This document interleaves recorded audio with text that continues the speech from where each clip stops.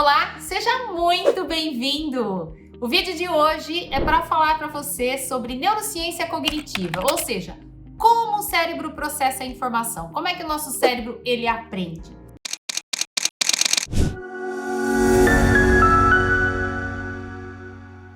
Primeiro você precisa entender que a neurociência cognitiva é a área que vai estudar a relação cognitiva do cérebro, ou seja, os processos de percepção, os processos de aprendizagem, os processos de pensamento, de memória. Então, como é que tudo isso funciona e como é que nós aprendemos? Primeiro que o cérebro ele vai receber esta informação a partir dos sentidos.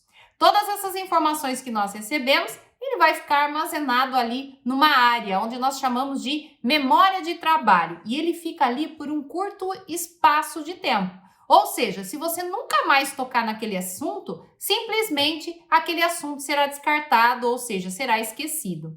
Agora, quando você começa a falar sobre aquele assunto, a estudar um pouco mais sobre aquele assunto, esta informação ela sai da memória de trabalho e ela vai morar numa memória que nós chamamos de memória de curto prazo.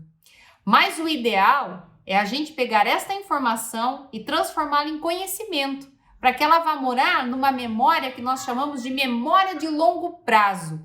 É nesta memória de longo prazo que dificilmente você vai esquecer aquilo que você aprendeu. Mas como é que a gente faz para que a informação saia da memória de curto prazo e vá para a de longo prazo?